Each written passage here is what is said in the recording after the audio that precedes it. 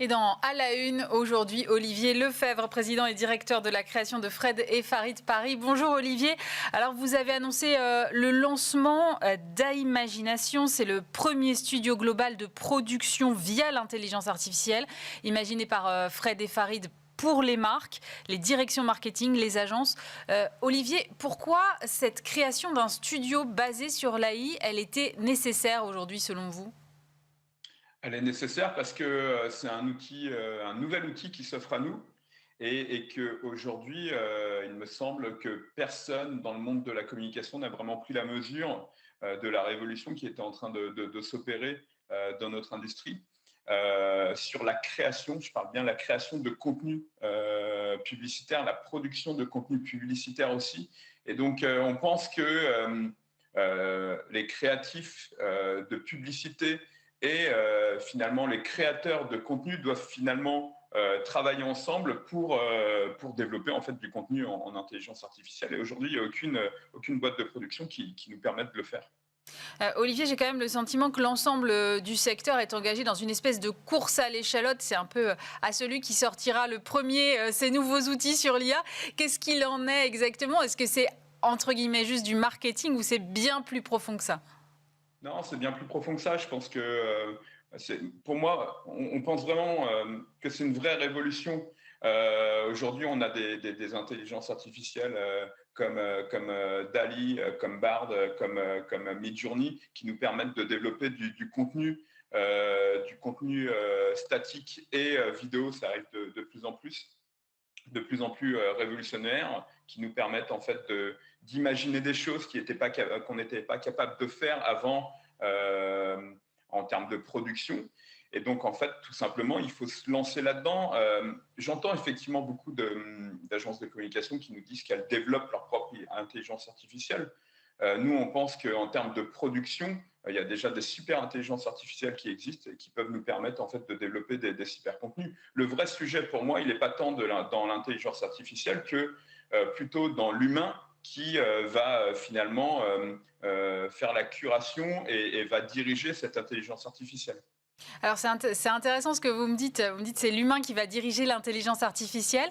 Et je discutais l'autre jour avec un directeur de création qui me disait en fait parfois c'est un peu l'inverse, c'est-à-dire que le créatif oublie sa propre idée pour se calquer sur les résultats que l'IA lui a fournis. Et finalement c'est un peu l'inverse qui s'opère. Vous êtes sûr que non, ça reste dans le sens premier, c'est toujours l'humain qui influence l'IA et pas l'inverse ? En fait, je pense que pour comprendre ce débat, il faut que les gens commencent à utiliser pour de vrai l'intelligence artificielle et se mettre dedans.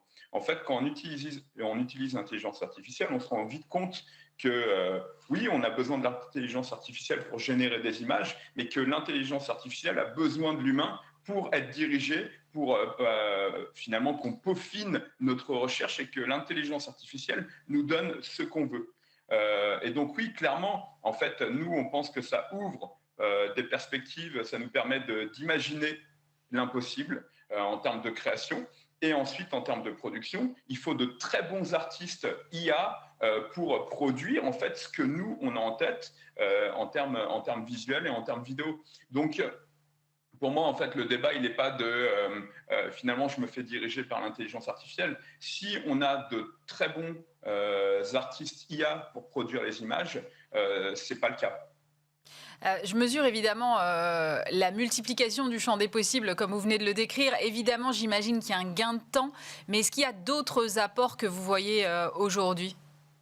Moi, je pense qu'évidemment, il y a un gain de temps et d'argent, mais je pense que ce serait mentir aux annonceurs, aux agences de pub, aux groupes de communication qui nous contactent, de leur dire qu'il n'y a que ça et surtout que ils peuvent s'imaginer qu'on va gagner 10 fois plus de temps et 10 fois plus d'argent. Il va forcément avoir des coûts liés au fait qu'en fait, en termes de production, bah, on a toujours des humains qui travaillent derrière. Et puis ça va prendre quand même un tout petit peu de temps. Oui, on va gagner du temps, c'est une évidence, mais ça va prendre du temps parce que, comme dans une production normale, il va y avoir des PPM, donc des pre-production meetings, où on va se mettre d'accord sur le lieu qu'on veut, sur les castings qu'on veut, le type de casting, le type de stylisme, le type de personnage, pour ensuite produire les images le plus proche possible en fait de ce qu'on a décidé. Olivier, maintenant que vous avez ce studio, ça veut dire que vous n'allez plus faire appel à des studios de production classiques? Non, évidemment que non. En fait, pour moi, en fait, l'idée derrière tout ça, c'est d'avoir une nouvelle corde à son arc. Je veux dire, quand la photographie, l'appareil photo est arrivé, ça n'a pas tué la peinture. Il y a encore des gens qui font de la peinture, il y a des gens qui font de la photo, et demain, il y aura des gens qui font de l'intelligence artificielle et des contenus en intelligence artificielle. C'est aussi simple que ça. En fait, faut vraiment se dire ça. Quand la télé est arrivée, ça n'a pas tué la radio. Quand le digital est arrivé, ça n'a pas tué la presse. C'est un nouvel outil qu'on met à disposition des créatifs, qu'on met à disposition des groupes de communication, à disposition des annonceurs, pour développer du contenu. Mais non, ça ne va pas tuer, c'est vraiment une nouvelle corde à notre arc. Comment ça fonctionne exactement, ce studio de production? C'est assez simple, hein, ça fonctionne comme si vous étiez en fait avec un studio de production classique, c'est-à-dire on prend un brief, on développe ensuite une note d'intention, comment on voit les choses, on valide tout ça avec une PPM, hein, où on va valider tous les éléments qu'on aura dans l'image, et puis ensuite on produit petit à petit. On produit petit à petit et on fait valider les images qu'on produit avec l'intelligence artificielle. Quel regard portent les annonceurs justement sur cette nouvelle façon de produire des contenus? Quelles sont les réflexions qu'ils vous font aujourd'hui quand ils viennent vous voir?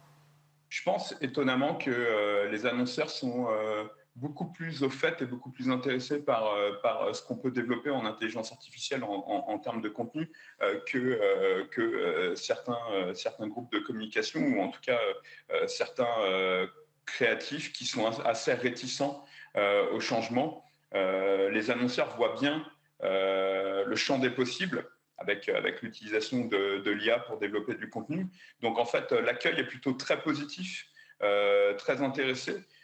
Moi, ça me fait un peu penser à ce qu'on a vécu il y a 15-20 ans avec l'arrivée du digital, l'arrivée des réseaux sociaux, où en fait les annonceurs ont bien compris qu'il y avait un intérêt derrière tout ça. Et aujourd'hui, c'est la même chose en fait pour l'IA. Il faut vraiment comprendre que c'est une révolution et qu'il faut comprendre cette révolution, il faut la maîtriser et en faire quelque chose. Et donc, c'est vraiment l'idée derrière tout ça. Nous, on est là aussi pour évangéliser un peu les clients et les groupes de communication qui nous appellent et qui font appel à nous depuis qu'on a lancé ce studio. Pour un créatif aujourd'hui, l'IA, c'est un outil ou c'est un collaborateur finalement? C'est un outil. C'est un outil. C'est un outil au quotidien. C'est un outil au quotidien, comme peuvent l'être des outils comme Photoshop, comme Illustrator pour un directeur artistique. C'est un outil où en fait, ça nous permet en fait de mieux crafter. Ça nous permet de faire de la curation. Mais ça reste un outil vraiment. Je le répète, l'intelligence artificielle a vraiment besoin de nous pour arriver à une certaine perfection de l'image. Ces images en intelligence artificielle, il faudra les signer. Il faudra dire ceci est fait par une intelligence artificielle, un peu comme on a pu connaître cette photo a été retouchée. Tout à fait. Je pense que dans un premier temps, peut-être, mais très vite, je pense que ça sera plus utile de le dire en fait. Ça se reconnaît tout de suite?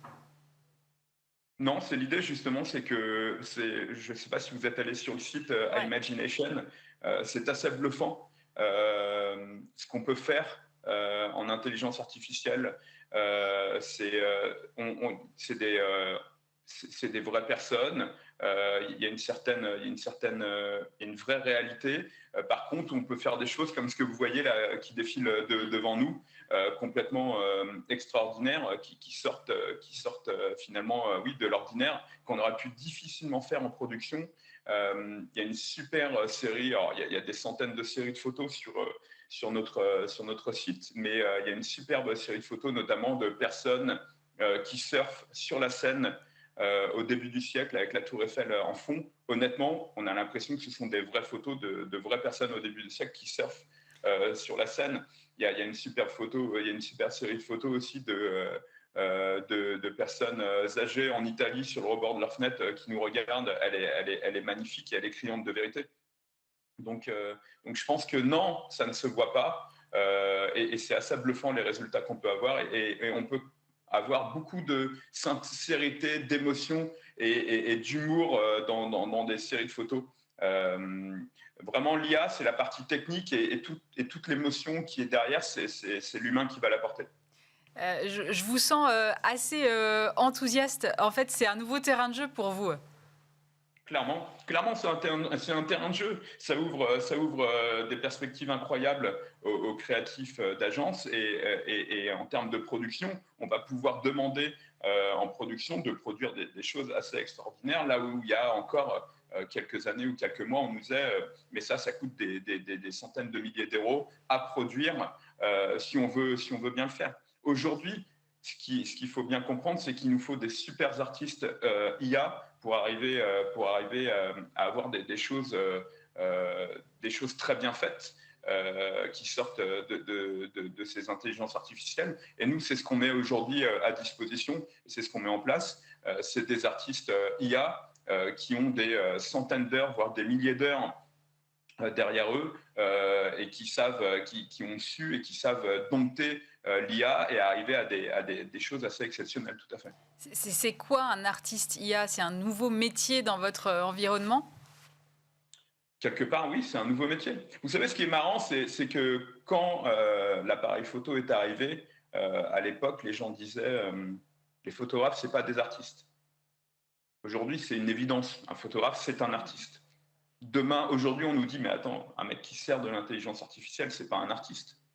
Moi, je vous dis que demain, un artiste IA sera un vrai artiste, tout simplement. Et c'est déjà le cas. On a déjà fait 2 expositions dans le groupe Fred et Farid, une à Shanghai et une à Paris, qui s'appelait aussi Imagination, où on a mis en scène des travaux d'artistes IA. Et les retours du public ont été vraiment extraordinaires. Donc oui, c'est un nouveau métier.